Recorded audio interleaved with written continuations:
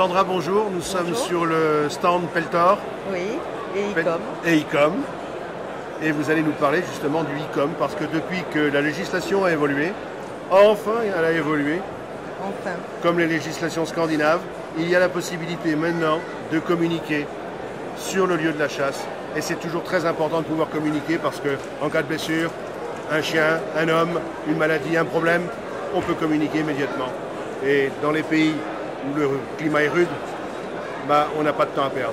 C'est clair. Donc ça, ils l'avaient parfaitement compris. Alors maintenant, ils ont mis tout ça au point depuis des années parce que ça fait très très longtemps que ça fonctionne chez eux. Ça arrive enfin par une législation qui a évolué en France.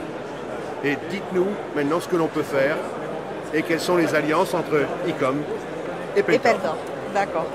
Donc ça va être difficile de vous expliquer tout ça en peu de temps, mais je vais essayer de m'y coller.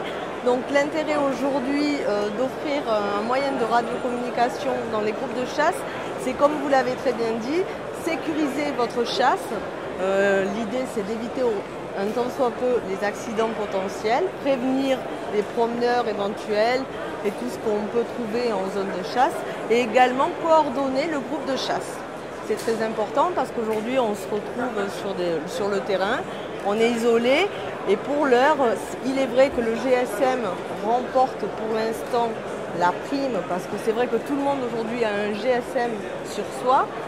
Le seul petit handicap, c'est que vous ne pouvez pas parler à votre groupe au complet dans le cadre de la chasse. Il faut appeler un par un les individus, donc c'est contraignant et c'est soumis à une taxe, si je puis dire, puisque chaque appel est quand même facturé.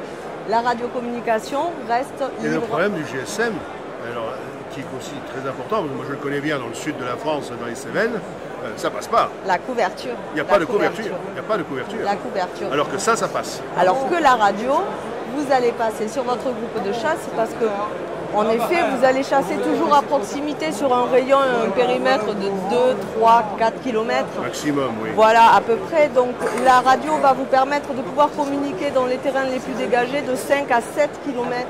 Oui. Selon la technologie choisie, puisque vous avez aujourd'hui les versions analogiques et les versions numériques qui vont vous permettre d'augmenter la capacité de couverture. Alors l'intérêt de la radiocommunication aujourd'hui, c'est qu'en plus on peut coupler ça à la sécurité auditive en protégeant le chasseur par un casque Peltor anti-bruit qui va protéger du bruit polluant, du bruit du tir, mais qui va décupler les bruits gibier, branchage, etc. Parce que l'intérêt, c'est pas perdre le contact avec son environnement non plus. Donc les deux vont vous permettre... Ça participe de l'équilibre également. Tout à fait, tout à fait, tout à fait. Donc c'est une vraie cohérence entre les deux produits et ça va vous permettre de pouvoir chasser en toute quiétude. Vous êtes sécurisés, vous vous sécurisez les uns les autres, oui, dans votre groupe de chasse et vous pouvez communiquer. Parfait. On sait que ces outils-là, maintenant, sont compatibles avec la gamme Sportac. Tout à fait. Qui est développée depuis 5-6 ans maintenant, oui, si j'ai bonne mémoire. Donc ceci, c'est un développement qui est connu depuis très longtemps dans les pays scandinaves. Et qu'est-ce qu'il faut compter à peu près comme dépense pour aménager un Sportac? Alors, c'est comme tout, sur le marché aujourd'hui en matériel de radiocommunication, vous allez trouver du choix.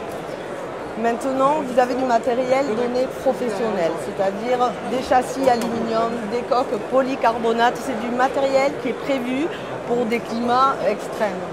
Extérieurs, la pluie, la boue, les manipulations gants sans gants. Et surtout, vous n'êtes pas à l'abri de faire tomber un certain nombre de fois votre portatif, le but étant qu'il résiste au maximum des intempéries et des chutes éventuelles. Également, ce qui va être très important dans le cadre de la chasse, c'est votre autonomie. Vous partez en chasse, au bout de 3 heures, vous n'avez plus de liaison, ça va être un peu embêtant.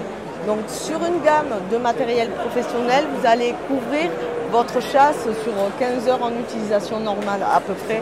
D'autant plus que les appareils sont livrés maintenant avec des batteries haute capacité lithium, donc vos 15 heures, vous les tenez et vous êtes livré avec un chargeur rapide de 2 heures. Et par quelle température? Oh, vous savez, le bon exemple, c'est la Suède. On vend nos appareils, par exemple, en Suède comme en Afrique. Donc ça vous donne une idée du delta. Oui, oui, oui. Ça laisse du choix. Effectivement. Voilà. Oui, mais de toute façon, les hautes températures et les basses températures sont néfastes pour les batteries. Voilà, On le toujours, sait. toujours. Donc, Les grands froids. les grands froids et les grandes chaleurs. Voilà. Alors les grands froids, on isole sa batterie dès lors qu'on n'utilise pas le matériel, Bien on ne sûr. le laisse pas à moins de 3 degrés. Voilà. Mais après, dans le cadre de votre Si chasse... on le met à l'intérieur d'une exact. veste, il n'y a pas de problème. Oui, même porté à la ceinture, bon, il y a la housse, il y a quand même Bon, alors, un tas d'accessoires. revenons à la dépense que ça peut générer, Oui, alors à peu engendrer près, plutôt. il faut compter par équipement 300 €. 300 TTC, € à peu près pour quelque chose de qualité professionnelle. Oui. Encore une fois, c'est relatif. Mais de toute façon, vu la responsabilité des présidents de sociétés de chasse, etc., et leur responsabilité qui peut être recherchée à tout instant, parce que on va bien se rendre compte qu'à un moment ou à un autre, les autorités vont dire, attendez, vous avez un moyen de communication, ça existe. Bien sûr, bien sûr. C'est comme un ARVA, comme des trucs comme ça existe et il est clair qu'à un moment ou à un autre, ça deviendra obligatoire. Tout à fait, ça deviendra obligatoire, vous avez raison, et c'est ce qu'on espère tous de toute façon. Et puis il faut se dire que quand vous investissez sur ce type de matériel, vous en prenez pour 10 à 15 ans. Oui, alors c'est pas, le coût annuel est Voilà, dérisoire. voilà, c'est comme ça Pour qu'il une faut le voir. sécurité. Exactement. Et puis dites-vous qu'une fois vous l'aurez pour la chasse, mais rien ne vous empêche de l'utiliser pour autre chose, pour les champignons, hein, la cueillette, Oui, parce que t'es où, ça existe t'es où, aussi. t'es où Exactement. On le connaît. Les enfants, on va se promener où les enfants s'en vont dans le village, Ouais, ouais. pas très loin du secteur dans lequel on se trouve. Ça évite un forfait GSM à 12 ans par exemple.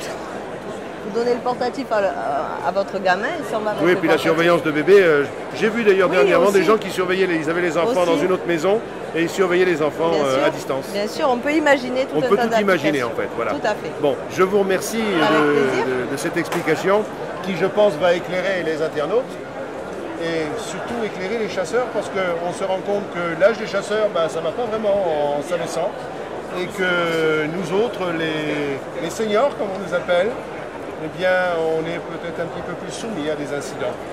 Alors, ce type d'outil eh ben, peut sauver des vies. Merci Sandra. Merci.